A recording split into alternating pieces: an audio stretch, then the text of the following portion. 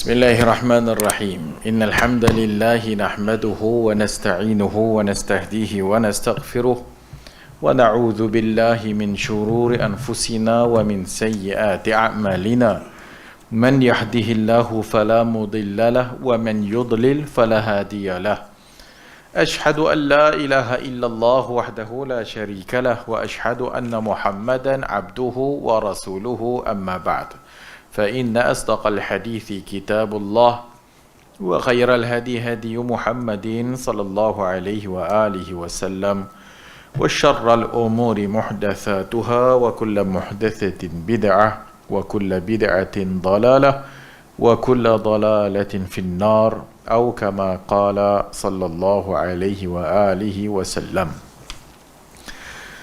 Hadis yang ke-443 وعن ابن عباس رضي الله عنهما أن النبي صلى الله عليه وآله وسلم قال في الذي سقط عن راحلته فمات اغسلوه بماء وسدر وكفنوه في ثوبيه متفق عليه.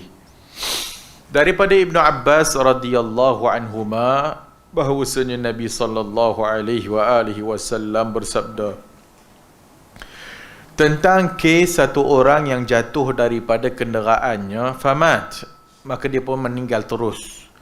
Irsiluhu bima'in wasidrin, maka Nabi pun kata, mandikanlah ia bima'in dengan air, wasidrin, iaitu bidara, wa kaffinuhu fi thawbaihi, dan kafankanlah dia dengan dua pakaiannya itu. Muttafaqun alaih, Al-Bukhari wa Muslim. Hadis adalah kisah satu orang rajulun minas sahabah, satu orang lelaki daripada sahabat, waqifun bi Arafah ala rahilatihi, dia berwukuf di Arafah atas kenderaan dia. Fi hajjatil wada', pada haji perpisahan, muhriman fasaqata minha, dalam keadaan dia berihram, kemudian dia jatuh daripada untanya ataupun kenderaannya. Fankasarat unuqahu wa mat, patah dia punya tengkuk ni, wa mat, mati. So dia mati dalam keadaan ihram, dia mati dalam keadaan ihram di Arafah, wukuf. Fa amarahumun nabiy sallallahu alaihi wasallam an yaghsiluhu wa yukaffinuhu fi thawbayhi alladhaini uhrima bihima wa thawban huma ar-rida'u wal izar. Maka Nabi perintahkan mandikannya dan mengkafankannya fi thawbaihi, dalam dua pakaian ihramnya itu, izar dengan rida, iaitu kain ihram, dikafankan dengan kain ihram. Wa fi ba'di alfadhil hadith, dalam sebahagian lafaz hadith, wala tuhannituhu wala tukhammiru ra'sah, dalam lafaz hadis yang lain, jangan kamu bagi dia wangi-wangian, wala tutayyibuh, sebab dia ihram, dia tak boleh pakai minyak wangi. Wala tukhammiru ra'sahu, tidak boleh, jangan kamu menutup kepalanya. Fa innahu yub'atsu yaumal qiyamati mulabbiyan, kerana dia dibangkitkan pada hari kiamat dalam keadaan ihram dan dalam keadaan dia bertalbiyah kepada Allah Subhanahu wa taala. La tuhannatu, tidak diwangikan, wala tutayyibuh, kerana orang yang ihram tidak boleh memakai wangi-wangian. Orang yang ihram tidak boleh memakai wangi-wangian. Itu mahzur al-ihram. Itu perkara yang dilarang bagi orang yang ihram. Kalau dalam ihram, dia memakai minyak wangi sebelum berniat ihram, boleh tak boleh? Boleh. Dia sebelum berniat ihram, dia mandi, dia pakai minyak wangi, kemudian dia pakai kain ihram, kemudian ihram, maka itu boleh. Lepas tu baru dia masuk lalu miqat, kemudian dia pun labbaik Allahumma bihajjah aw umrah, labbaik Allahumma bi umrah, maka dia tak boleh lepas daripada tu. Adapun kesan wangian yang dia pakai sebelum dia niat ihram, maka itu tidak menjadi masalah. Dalam ihram dia dah tak boleh dah pakai minyak wangi. Ada ulama bincang, kalau pakai sabun boleh tak? Sabun wangi, lotion wangi, sebagainya. Sebahagian menyatakan tidak menjadi masalah sebab itu bukan namanya minyak wangi. Wallahu a'lam. Sebahagian kata tak boleh kerana hak datang dengan sabun yang berwangi itu, mana datangnya wangi itu kalau tak dibubuh wangian. Dan lotion tu kalau tak dibubuh wangian dalam lotion, macam mana nak jadi wangi? Maka dia boleh memakai lotion yang tak ada bau. Wallahu a'lam. Al-khuruju minal khilafi mustahab. Keluar daripada khilaf ulama itu lebih mustahab. Elok jangan pakailah. Berapa lama je pun nak ihram. Melainkan kalau perempuan lah kan, dia masuk kat miqat kemudian datang haid. Dia masuk ihram lalu dekat miqat dia niat ihram kemudian haid keluar. Dia kena buat apa? Ha? Dah. Maka dia kena tunggulah. Tunggu sampai suci. So dalam tempoh tunggu sampai suci tu tak boleh lah pakai wangi-wangian. Jenuh sikit lah kan. Tapi ada sabun-sabun yang memang tak dibubuh wangi-wangian. Ada lotion yang memang tak ada bau. Itu tak ada isu lah. Itu boleh pakai. Sabun yang tak ada bau, shampoo yang tak ada bau, lotion yang tak ada bau, maka itu tak ada isu. Dia boleh pakai. Yang ada isu kalau sekiranya ada wangi-wangian. Maka dia pun meninggal dalam keadaan ihram. So bila dia meninggal dalam keadaan ihram, maka Nabi kata wala tuhannitu. Maka jangan bagi pakai minyak wangi dekat jenazah dia. Kerana dia mati dalam keadaan ihram. Wala tukhammiru ra'sahu, jangan tutup kepalanya. Wala tughattu li'anna at-tibu mamnu' 'ala al-muhrim wa kadha taghtiyatur ra's. Kerana pakai wangi-wangian dan menutup kepala adalah mahdzur ihram. Itu benda yang tak boleh dibuat bagi orang yang dalam keadaan ihram.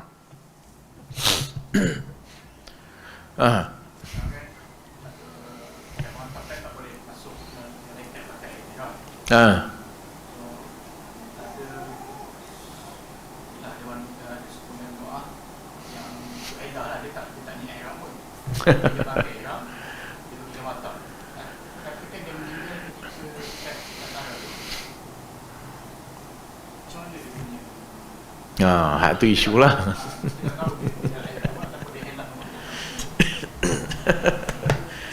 Hak tu problem.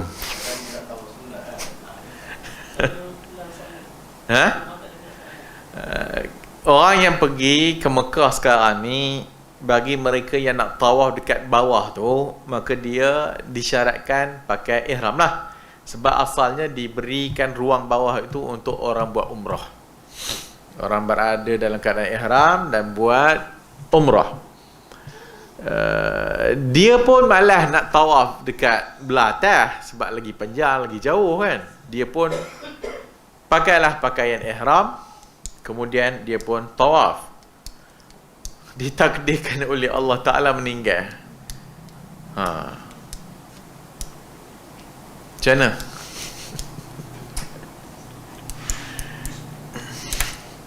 Wallahu a'lam. Itu kebimbangannya. So itu kebimbangannya.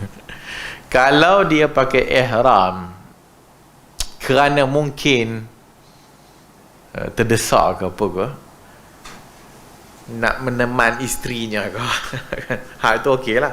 Wallahu alam lah. Bagi mereka yang tahu dia punya keluarga ataupun family yang yang tawaf dekat bawah tu dalam keadaan bukan muhrim pun, dia kena bagi tahulah kepada pihak yang berwajib bahawasanya dia ni bukan dalam keadaan ihram lah. Dia ni telah pun bertahallul dan sebagainya, dan dia perlu dimandikan dan dikafankan lah. Dari sudut wallahualam, dari sudut dosa tak dosa wallahualam lah, atau melanggar perintah ulil amri je lah. So dia melanggar perintah ulil amri dekat sana, wallahualam. Tapi kalau sekiranya berlaku, kalau sekiranya ada orang buat perangai demikian, ataupun maksudnya dia nak masuk bawah tu dengan memakai kain ihram, maka rasanya waris dia, wali dia kena beritahulah kepada pihak yang menguruskan mayat, dia ni tidak muhrim lah. Sebagaimana juga ini isu ni bukan masalah bagi orang yang dah selesai kemudian balik hotel dah pakai baju biasa, kemudian esok dia nak datang balik, kemudian dia pakai ihram bawah tu. Tak, orang yang dah selesai umrah kali pertama pun maybe pada ketika itu dia belum keluar daripada area tu kan, boleh jadi adakah hilah juga. So dia dah selesai tawaf, dia dah selesai sa'i dan sebagainya, tapi dia tak keluar daripada area. Dia bawa gunting siap-siap dah, dia gunting, dia dah tahallul semua, kemudian dia duduk kat dalam tu, kemudian nak salat dan sebagainya, berikutnya tiba-tiba meninggal. So sama isunya.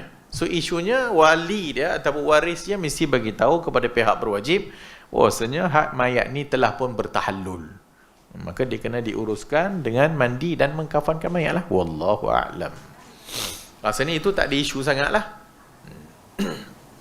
Ada keadaan yang waris tak mestilah. Waris mesti akan dipanggil. Dia mana?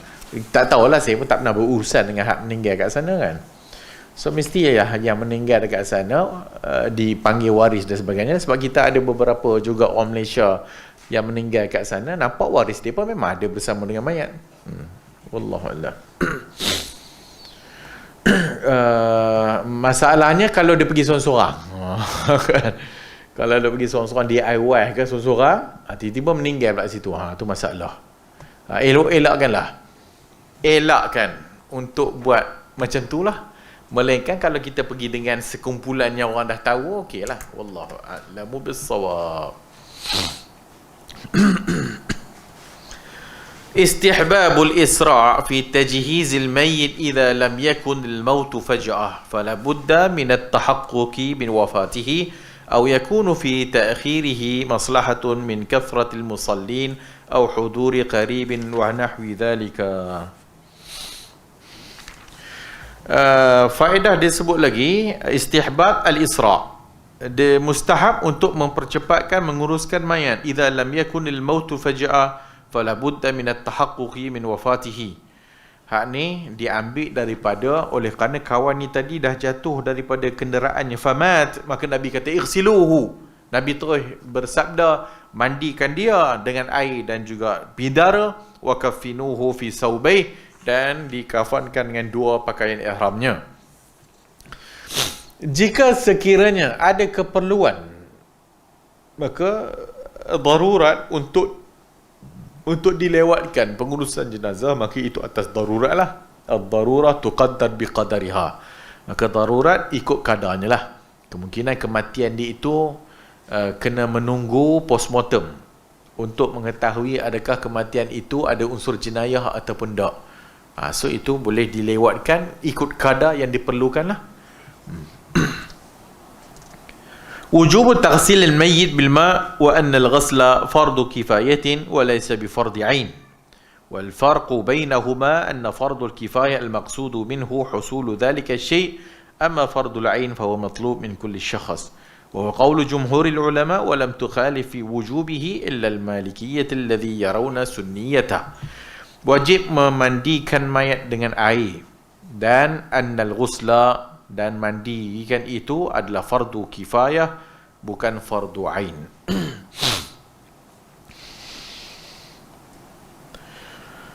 استحباب العناية بنظافة الميت وتنقيته إذ أمرهم أن يجعلوا مع الماء صدرا، وذلك بأن يدق الصدر ويخلط بالماء فيغسل برغوته رأسه وبسفله بقية جسده، فمادة منقية مصلبة للجسم فلا يسرع إليه الفساد. Dimustahabkan al-inayatu, ambil perhatian untuk nazafatul mayyit, kebersihan mayat, iaitu dengan sabda Rasulullah sallallahu alaihi wasallam, ighsiluhu bima'in wa sidrin, hendaklah mandikannya itu dengan air dan juga sidr. Sidr adalah bidara. Wazalika bi an yadqa sidr, yang demikian itu yadqa, ditumbuk sidr, bidara itu, dan dicampur dengan air. Zaman Nabi SAW dia tak ada sabun macam zaman sekarang, maka mereka menggunakan apa-apa yang menggantikan ataupun yang menjadi peranan sabun pada waktu itu dengan tujuan membersihkan mayat. Maka daun bidara adalah daun yang digunakan untuk jadi sabun. Daun bidara, kalau kita ambil daun bidara tu, pernah tengok daun bidara tak? Kan? So daun bidara tu bila kita tenyih dia dengan tu, dia keluar sabun tau. Dia keluar macam sabun tu. So sebab tu daun bidara tu digunakan sabun lah.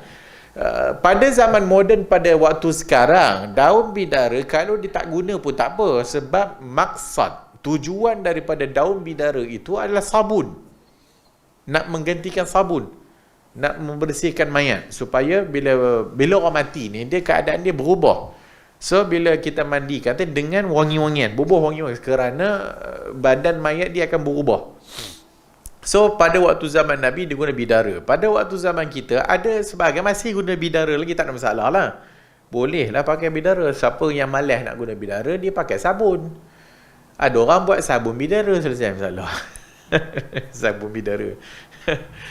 So apa-apa saja daun atau apa saja alat yang digunakan sebagai sabun nak membersihkan badan, maka boleh digunakan untuk mandikan mayat. Dan juga mandikan orang tak mayat. So Nabi kata bagi mandi dengan air, bima'in wasidrin, dengan bidara wa kafinuhu, kemudian kafankan. Wa dzalika biratin. Idza taghayyara al-ma' bit-tahirat fala yakhruju an asli khilqatihi min baqa'i tuhuriyatihi wa annahu tahirun bi zatihi mutahhirun li ghairihi. Hak ni isu air tu berubah. Kalau air dia berubah dengan benda yang suci, bendanya tetap suci. Air yang dicampur dengan daun bidara bukannya kotor. Daun bidara tu bersih. Lainlah kalau air dicampur dengan najis, maka air jadi mutanajis. Selagi mana dia bercampur dengan air yang suci, maka dia suci lagi, menyucikan. Tinggal lagi macam kita dah bahas dulu, air mutlak. Kita guna air mutlak lah. Kita tak mandikan mayat guna air teh. Walaupun air teh tu dia suci dah. Dan dia boleh menyucikan. Boleh tak air teh menyucikan? Tak boleh lah. Boleh je. Banyak je orang guna. Orang sunat dulu guna air teh tak? Nak buka. Nak buka balutan sunat tu. Guna air teh. Teh panas. So air teh ke apa ke boleh digunakan sebab dia suci. Tapi digunakan air mutlak. Dah orang tak faham pula air mutlak. Air mutlak tu air yang suci lagi menyucikan. Suci tak apa benda dia faham, aku pun tak tahu. Air mutlak maksudnya air lah. Air mutlak maksudnya air. Air kosong tu air mutlak lah. Kalau air kopi, orang tak panggil mutlak. Sebab orang dah tak panggil dah air kopi air. Orang kata kopi. Mas cawan kopi. Orang tak kata, ada air kopi tak? Ada, orang kata kopi dah. Kopi ais. Orang tak kata air, kopi ais. Sebab dia dah tak namanya air yang dikatakan mutlak. So bila kata air mutlak, air lah. Buka pilih air itu air kosong. Tu air mutlak lah. Itulah mutlaqil ma. Semata-mata air. Itu maksud air mutlak. Bukan air mutlak ni air yang tak suci macam mana tau. Yang sampai jadi confused bila nak wudu, tak wudu dan sebagainya.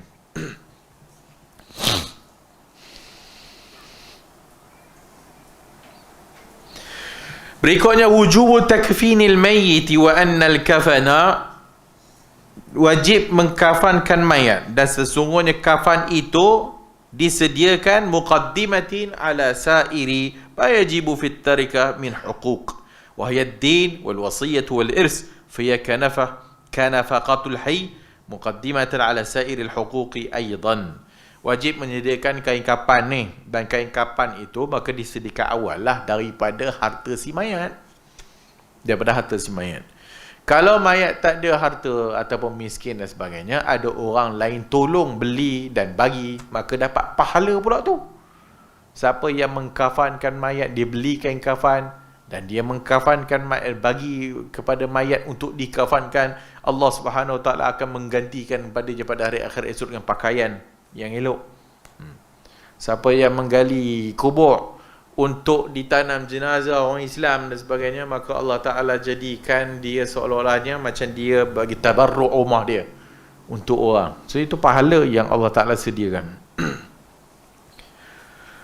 Tahrimu taghtiyatir ras, pengharaman menutup kepala bagi mayat yang muhrim idza kana kalau sekiranya mayat itu laki. Wa tahrimu taghtiyati wajhil untha al-maitah al-muhrimah. Bagi perempuan pula tidak boleh menutup wajahnya. Bagi perempuan tidak boleh menutup wajahnya kerana dia dalam keadaan ihram.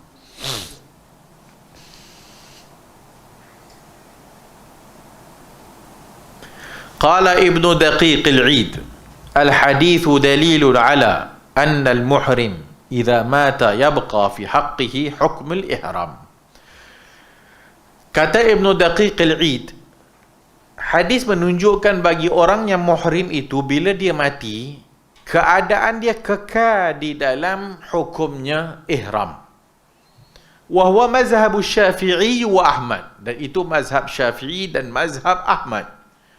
Wa khalafa fi zalika Abu Hanifah wa Malik, tapi diperselisihkan oleh Abu Hanifah dan Imam Malik rahimahullah. Wa huwa muqtada al-qiyas, berdasarkan qiyas, linqita'i ibadah wa zawalu mahalli taklif, walakin an-nassa muqaddam 'ala al-qiyas. Pada mazhab Abu Hanifah dan Imam Malik, mayat tersebut dikafankan dan dimandikan macam mayat yang lain. Qiyas kepada ibadat yang lain. Kalau sekiranya ada orang meninggal, maka terputuslah amalan ibadatnya. Orang mati, ibadatnya terputus dah. Maksudnya tak ada apa-apa dah. Dan juga terhilanglah mahallu taklif. Maksudnya, bagi si mayat ni, tak ada taklifan syarak dah. Maka mayatnya itu diuruskan macam mayat lain lah. Kerana qiyas kepada keadaan manusia, bila dia mati, terputus amalan dia semua. So, bila terputus amalannya, maksudnya orang dalam ihram, tiba-tiba mati dalam keadaan ihram, bermakna lepas dia mati, dia tak ada taklifan dah. Maknanya ihramnya pun dah tak kira dah lah. Itu pandangan Abu Hanifah dan pandangan Malik. Tetapi nas ada, iaitu hadis. Maka nas muqaddam ala al-qiyas. Maka nas hadis didahulukan daripada qiyas. Okey, kenapa didahulukan daripada qiyas? Kerana hadis ni jelas menyatakan demikian. Iaitu kawan ni tadi mati dalam keadaan ihram. Maka Nabi SAW kata, mandikan dia dan sebagainya, dan kafankannya dengan dua kain ihramnya. Kalau sekiranya terputus ihramnya, dah tentulah Nabi kata macam mayat biasa. Dan hadis pula menyatakan bahawasanya fa innahu yub'atsu yaumal qiyamati mulabbiyan, kerana dia dibangkitkan pada hari kiamat besok bertalbiyah. Maka itu dia punya ilahnya. Maksudnya sebab ada kat situ. Maka Nabi telah memberitahu sebab dalam hadis ni. Kenapa tidak dikafankan dan kenapa dia tidak diwangi-wangikan? Kerana dia ihram. Dan kekallah ihramnya itu sampai dia dibangkitkan di hadapan Allah Ta'ala dalam keadaan talbiyah. Maka hadis ni jelas. Maka dia didahulukan daripada qiyas pada mazhab ataupun kepada pandangan Abu Hanifah dan pandangan Imam Malik rahimahullahu ta'ala anhu. Berikutnya, tahrimut tib, pengharaman minyak wangi adalah ke atas muhrim itu sama ada hidup ataupun mati. So, orang yang muhrim, ihram, dia mati, dia hidup tak boleh pakai minyak wangi, dia mati pun tak boleh pakai minyak wangi. Sebab benda tu dilarang dalam keadaan ihram. Sama ada lelaki ataupun perempuan. Innal muhrima la yuhrimu alaihi mubasharat al-ashya' al-munaqiyah allati laysa fiha at-tib min sidrin wa isnan wa sabun wa ghairiha. Maka dikaitkan semualah benda wangi ke, sabun ke, lotion ke, semua benda yang bersifat wangi tak boleh kat dia. Tu mayat yang dalam keadaan ihram. Berikutnya, jawazul iqtisaru fil kafani 'ala al-izar wal rida. Wa bihadha yu'lam annahu yakfi lil mayyit lifaqatun wahidah. Daripada hadis ini, dalil menunjukkan bahawasanya paling minima mayat itu boleh dikafankan dengan 2 kain. Paling minima. Maksudnya dengan kain dalam hadis ni kain izar wa rida. Izar dengan rida. Atau wa bihadza yu'lam annahu yakfi lil mayyit lifaqatan wahidah, dan diketahui juga daripada hadis ini hanya satu lapisan pun dah cukup. Okey. Sunnahnya 3. Sunnahnya 3 tak? Tapi katalah ada masalah. Katalah dia mati dekat tempat yang tak ada kain. Ataupun kain tak banyak. Tak adalah, kira tak adalah. Walaupun keadaan itu susah je nak dapat. In case, kalau dah tak ada dah. Itu je yang dia ada. Ataupun kain itulah baju yang dia ada. Maka kita boleh kafankan dengan pakaiannya itu. Kerana dah tak ada lain. Katalah dah tutup kepala semua, kaki pula terbuka, maka datang hadis lain tutup dengan rumput-rumput. Izkhir. Tutup dengan rumput-rumput. Man mata wa huwa muhrimun fa'amalahu la yanqati'u ila yaumil qiyamati hina yub'atsu alaih. Berikutnya, sesiapa yang mati wa huwa muhrimun, siapa yang mati dalam keadaan di ihram, maka amalan itu tidak terputus sampai kiamat. Amalan dia dalam keadaan ihram itu tidak terputus sampai hari kiamat. Inna min syara'i fi amal salih min talabi ilmin aw jihad aw ghairihima wa min niyyatihi an yakmalahu famat qabla zalika balaghat niyyatu tayyibah wa jara alayhi samaratu ila yawm qiyamah.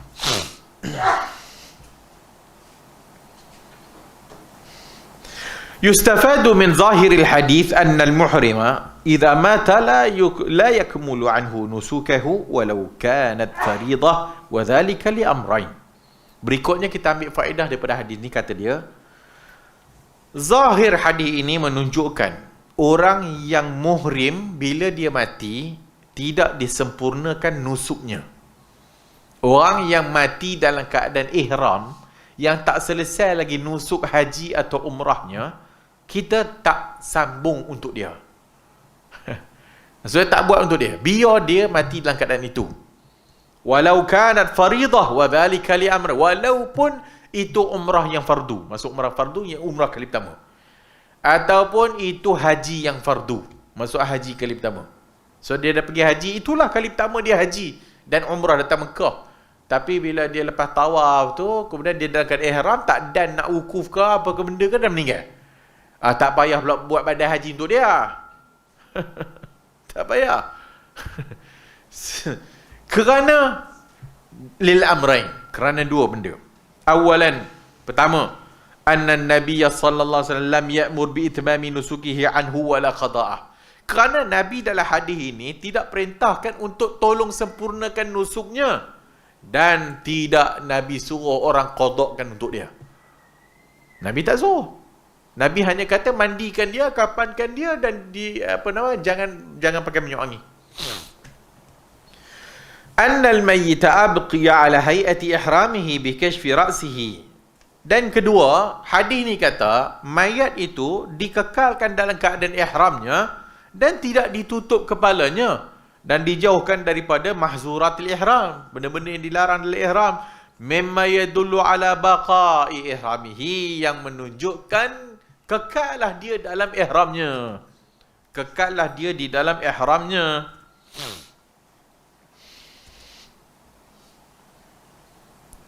So itu sebab orang yang mati dalam keadaan ihram, kita tidak buat badal haji untuk dia, ataupun tidak tolong sempurnakan untuk dia, ataupun tidak qada untuk dia. Bagi yang badal haji ni, bagi orang yang memang tak dan, masih duduk lagi kat rumah dia ke, kemudian mati, tak dan nak buat, dah berniat dah tapi tak ada, dan kita buat badal haji untuk dia. Berikutnya, jawazut takfini fi thiyabil malbusa, harus untuk dikafankan dengan pakaian yang dia pakai. Dalil iaitu dia dikafankan dengan rida, dengan izarnya. Qala Ibn al-Mulaqqin wa hadha ijma', berkata Ibn al-Mulaqqin, itu ijma' ulama. Maksudnya boleh. Katalah dia meninggal dalam baju raya dia, baru beli baju raya, lepas mayat raya mati,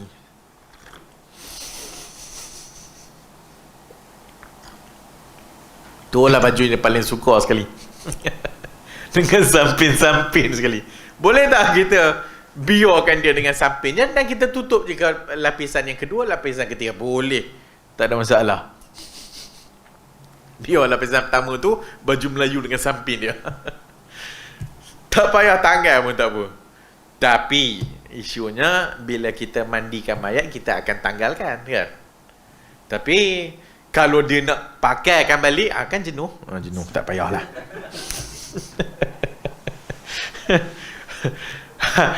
Hak yang berserban pun tak payahlah, serban merepek je.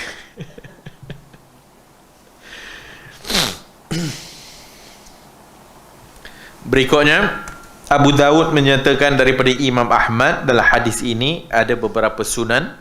Pertama, mengkafankan mayat dengan dua pakaian.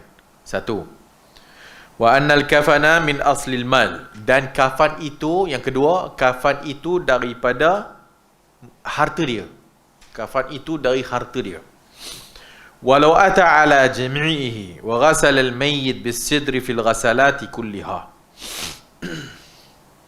Dan dimandikan mayat dengan sidr fi al-ghasalat kulliha, pada setiap kali basuhan, dan tidak ditutup kepalanya sebab muhrim. Wala yaqrubu tiban idza kana muhriman, dan tidak dipakai minyak wangi oleh kerana dia juga ihram. So itu faedah yang boleh kita ambil daripada hadis yang tadi. Wallahu a'lam.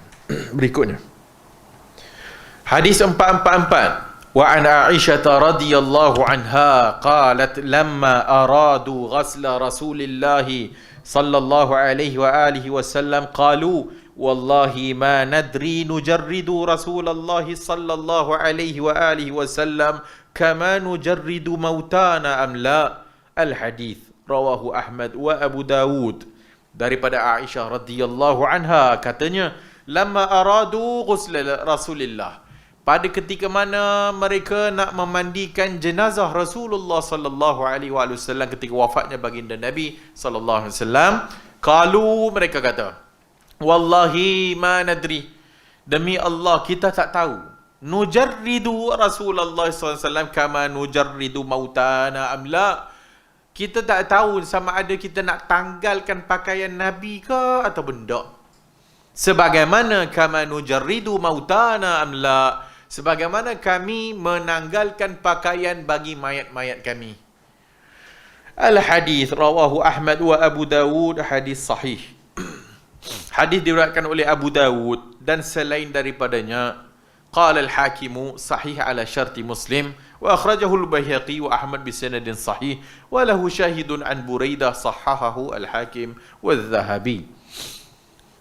Qala Ibn Abdul Hadi ruwatuhu siqat wa minhum Ibn Ishaq wa huwa al-imam as-saduq wa sahahahu Sindi wa lahu syawahidun. Ruwatuhu siqat, dia punya rawi yang meriwayatkan hadis ini siqat, wa minhum, antara mereka Ibn Ishaq. Ibn Ishaq al-imam, iaitu Ibn Ishaq ahli sejarah tu, Muhammad ibn Ishaq. Muhammad ibn Ishaq kedudukan dia saduq.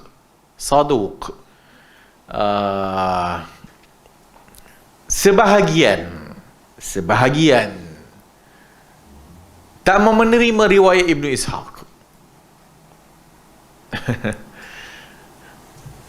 Kerana dikatakan wallahu a'lam, satu Ibn Ishaq ni lemah lah. Ibn Ishaq ni macam-macam isu lah, maqul, banyak orang cakap tentang Ibn Ishaq. Terutamanya riwayat-riwayat sejarah daripada Ibn Ishaq.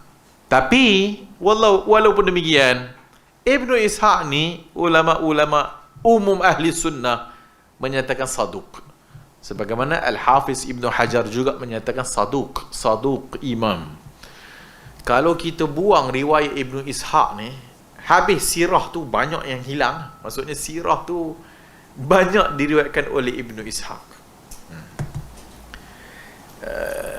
Jika sekiranya ada pertentangan riwayat Ibn Ishaq dengan yang lebih sahih, maka dah tentulah kita ambil yang lebih sahih lah. Maksudnya kalau ada riwayat Ibn Ishaq yang bertentangan dengan riwayat Al-Bukhari dalam sahih, maka dah tentulah kita tak ambil riwayat Ibn Ishaq. Tapi untuk dibuang, dibakul sampahkan Ibnu Ishaq, ulama ahli sunnah tak buat demikian lah. Walaupun ada sebahagian ulama-ulama India terutamanya yang agak sikit macam tak berapa selesa dengan Ibnu Ishaq. Maka mereka tak menerima riwayat Ibnu Ishaq, bahkan tak mau pakailah. Mesti dibersihkan sirah, sebab dia Imamul Maghazi.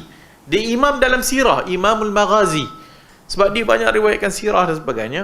Tetapi macam kita sebutkan tadi, kedudukan dia saduq. Saduq ni taraf hadisnya hasan. In case kalau ada yang dia riwayatkan yang bertentangan dengan yang lebih siqah, maka dah tentulah kita ambil riwayat yang lebih siqah. So hadis ini adalah menceritakan tentang kewafatan Rasulullah sallallahu alaihi wasallam, dan disebut di dalam kesempurnaan hadis ini dalam Abu Dawud, falamma ikhtalafu alqallahu alaihim an-naum. Maka Aisyah kata, ketika mana jenazah Nabi SAW berada dalam bilik Aisyah tu, rumah Aisyah, maka mereka ada sedikit perselisihan. Macam mana kita nak uruskan ni mayat Nabi ni? Sama yang berikutnya nanti lepas bab solat pun begitu juga. Maka waktu nak memandikan jenazah Nabi ni, adakah perlu ditanggal pakaian Nabi? Nak tanggal ke tak sebagaimana kita tanggalkan pakaian jenazah yang lain? Kenapa jadi demikian? Dah tentu ini jasad yang mulia, jasad Rasulullah. Maka mana ada contoh sebelum tak? Mana ada contoh sebelum? Maka bila Nabi wafat, banyak isu yang timbul. Yang isu-isu ni membawa kepada lewatnya jenazah Nabi di tanah. Ni satu hal, mandi. Berikutnya solat. Siapa nak jadi imam? Kan? Sebab dia imam Nabi. Siapa yang berani untuk menjadi imam kepada Rasulullah? Sahabat tak mau. Berikutnya nak tanam mana? Nak tanam mana? So semua itu mengundang perbincangan di kalangan sahabat Rasulullah sallallahu alaihi wasallam.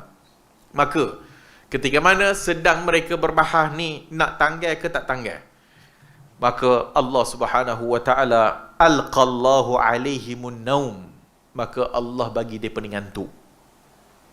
Sehingga dalam sebahagian riwayat lihyatahum, dia punya sini dagu ni sampai melekat kat dada. Maksudnya apa? Tidur. Sampai tidur. Summa kallamahum mukallimun min nahiyatil bait la yadruna man huwa. Lepas dah masing-masing dah tidur, tiba-tiba depa terjaga kerana dengar suara. Yang mereka tidak tahu suara siapa. Tengah tidur ni, kemudian ada suara kata min nahiyatil bait, di tepi rumah ataupun di luar daripada rumah Nabi, la yadruna man huwa, tak tahu siapa. Ighsilu Rasulullah sallallahu wa alihi thiyabah, mandikan Rasulullah SAW dalam keadaan pakaiannya ada. Maka lepas daripada itu, maka mereka pun memandikan mayat Nabi SAW dalam keadaan tidak menanggal pakaian Nabi. Fihi dalilun ala anna al-musta'ab huwa tajridul mayyit inda ghaslihi illa annahu yustahabbu an yakuna fi makanin lahu saqfun walau min khaymatin wa nahwiha. Dalil menunjukkan bahawasanya menanggalkan pakaian mayat itu adalah sunnah, mustahab. Dalilnya hadis tu. Adakah kami tidak tahu adakah mayat baginda ini perlu ditanggalkan pakaiannya sebagaimana yang kami tanggalkan baju pada mayat-mayat yang lain. Menunjukkan mayat-mayat yang lain ditanggalkan pakaiannya. Macam kita buatlah. Maksudnya ditanggal pakaian ditutup dengan kain lah. Jangan dia biar boleh robek itu, tak boleh lah. Maka ditanggalkan pakaian dia pakai dan ditutup dan dimandikan.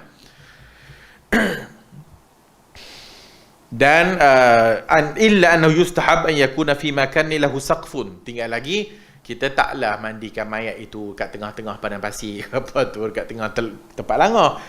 Biarlah dalam bilik ke ataupun ada saqf ataupun dalam khemah dan sebagainya. Fil hadisi anna li Rasulillah sallallahu alaihi wasallam khasiyatun laysa li ghairihi minal mauta. Dan dalil ini menunjukkan khususiat lah. Ini khas untuk Nabi sallallahu alaihi wasallam dan tidak bagi mayat selain daripada baginda Nabi sallallahu alaihi wasallam. Dan yang memandikan Nabi itu adalah Ali ibn Abi Talib. Wa sa'iduhu ammuhu al-Abbas, dan membantunya adalah pakciknya Al-Abbas, wa ibnahu, dan dua anak Abbas, Al-Fadl dan Qasam, wa Usamah ibn Zaid, wa Syakran, Usamah bin Zaid, dan juga maula Rasulullah Syakran radhiyallahu anhum ajma'in.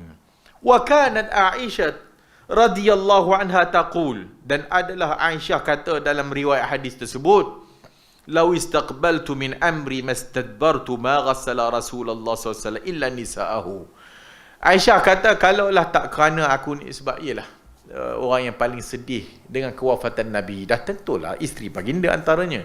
Maka kalaulah tak apa yang dirasakan dan sebagainya, ma ghassala Rasulullah illa nisa'ahu, tidak akan memandikan jenazah Rasulullah itu melainkan isteri-isteri baginda sallallahu alaihi wasallam. Dalil menunjukkan perempuan boleh memandikan mayat suaminya dan suami boleh memandikan mayat isteri, tidak lainnya. Yang lain, laki dimandikan oleh laki, perempuan dimandikan oleh perempuan. Kecuali mayat budak lah. Kalau mayat budak yang belum balik dan sebagainya, laki boleh, perempuan pun boleh.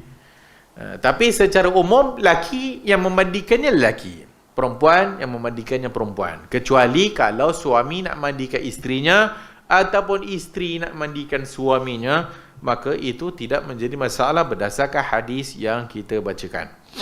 So, ini adalah kes keadaan di mana mayat baginda Nabi sallallahu alaihi wasallam diuruskan. Satu, mayat Nabi juga dimandikan, disolatkan dan dikafankan dan ditanamkan macam mayat biasa. Tinggal lagi keadaannya berbeza. Maka mayat Nabi tidak ditanggalkan pakaiannya, kemudian disolatkan sendiri-sendiri, kemudian ditanam di dalam rumah Aisyah. Maksudnya mayat para nabi itu ditanam di mana tempat dia meninggal. So oleh kerana Nabi wafat dalam bilik Aisyah, rumah Aisyah, maka di situlah kuburnya. Kerana para sahabat tidak berani untuk nak pergi tanam mana-mana sebab ini Rasulullah. Maka sama juga kesnya. Tanya siapa tahu, sama tahu perbezaan pandangan. Kemudian tanya Abu Bakar dan sebagainya. Aku mendengar Rasulullah menyatakan para nabi itu jasadnya ditanam di mana tempat dia meninggal. Maka ditanam di tempat bilik Aisyah radhiyallahu anha. Itu bukan masjid. Itu bukan masjid. Itu rumah Aisyah. Habis yang sekarang ni dia masuk masjid. Dia bukan masjid, dia rumah Aisyah. Zaman sekarang kalau kita tanya masjid tu apa? Masjid itu yang sambung saqaf, yang sambung atapnya itu dengan atap masjid, kira masjid. Yang tu yang ditakrifkan lah sekarang. Orang tanya masjid-masjid ada lah kan. So bilik imam belakang tu masjid ke tak? Kalau dewan masjid belakang tu ada bilik imam. Bilik imam belakang tu masjid ke tak? So menurut definisi yang dikata bersambung bumbung, maka dikira masjid lah. Habis tu kalau tandas, dekat bilik imam belakang tu dia ada tandas sekali. Tandas tu masjid ke tak? Satu bumbung. Tandas masjid. Dia bukan masjid, tandas masjid. So tandas tu tidak masjid. Belakang bilik imam tu bukan masjid sebenarnya. Belakang bilik imam tu bilik imam. Sebab imam nak tidur kat situ, imam nak macam-macam juga kat situ.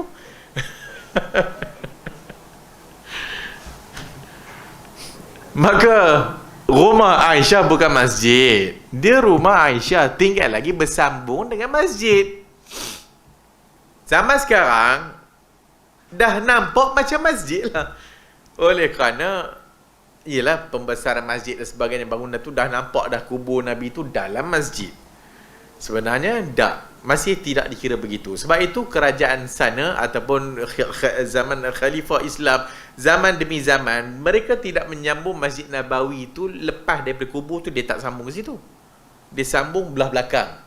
Sebelah belakang tu baru dia sambung pembesaran masjid. Dia tidak sambung daripada Raudah kemudian rumah Aisyah, dia sambung. Dia tak sambung situ. Situ kan kawasan kosong.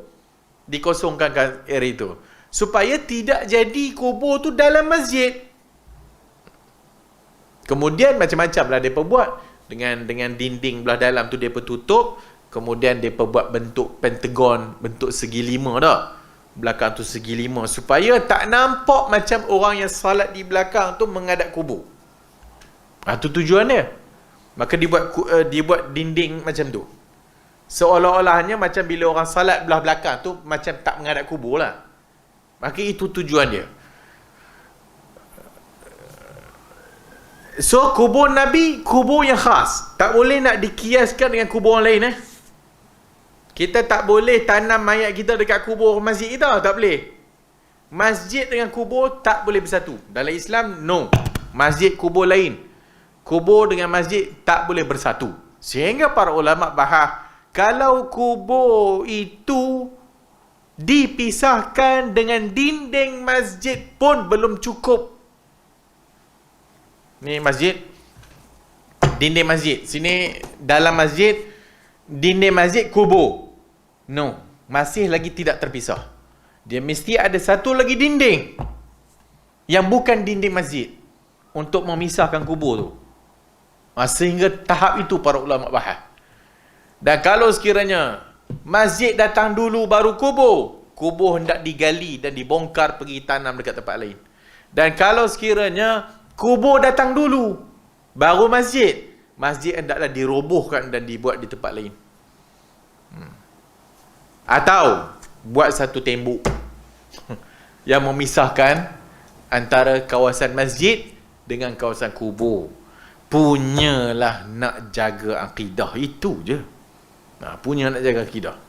Tapi tak, kita kalau boleh kubur tu depan kita lah. Kan? Yang lagi teruk kalau sekiranya kubur itu berada di arah kiblat. Lagi teruk. Sebab ada larangan. Salat menghadap kubur. Ada larangan. Wallahu a'lamu bissawab. Kemana pergi air mandi jenazah Nabi? Sibuk nak tanya. Kenapa?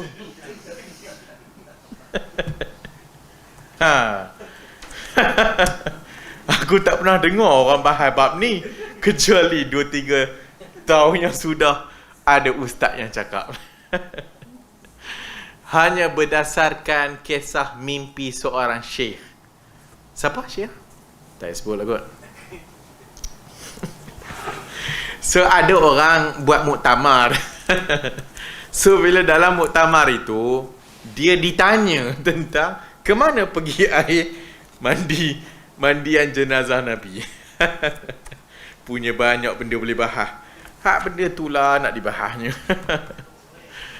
Kemudian syekh tersebut ditanya, Rais Muktamar tu, orang yang agak penganjur, saya tak tahu lah penganjur Muktamar tu kot, dia mimpi. So dalam mimpinya itu ada satu orang yang memegang macam pelita, macam lampu ke apa, maka ditanya. Maka orang ni bagi tahu air jenazah Nabi itu diangkat ke langit dan jadi hujan, maka mana saja tempat ditimpa hujan tu jadi masjid. Kemudian syekh yang dimaksudkan, yang terkenal ini, menyatakan tentang mimpi orang tu. Orang ni tak cerita yang bagi tahu tu siapa. Dia tak cerita orang yang pegang pelita tu. Tapi syekh ni kata yang bagi tahu kau tu yang pegang pelita tu kan. Macam mana kau tahu? Yang pegang pelita itu akulah, dia kata.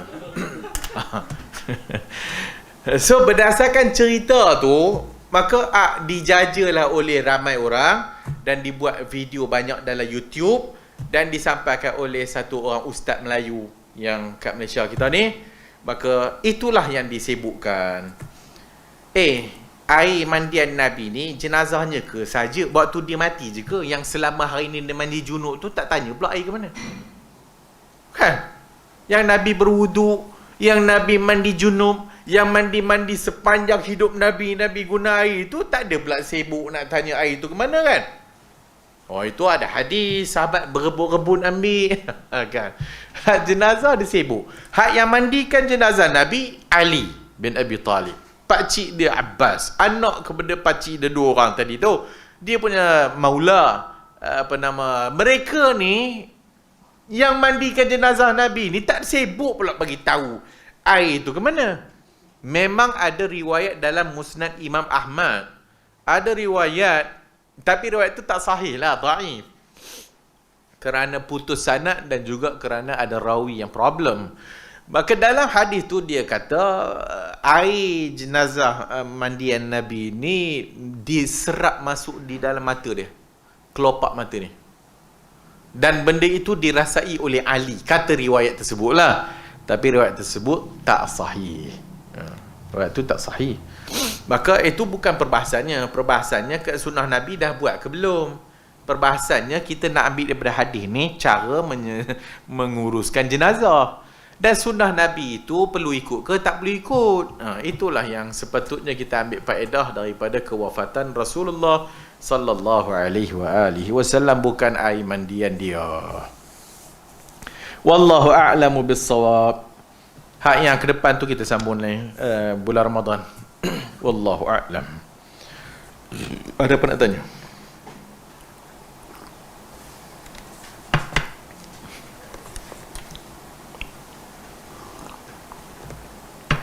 InsyaAllah kita jumpa lagi. Subhanakallahumma wa bihamdika, asyhadu an la ilaha illa anta astaghfiruka wa atubu ilaik.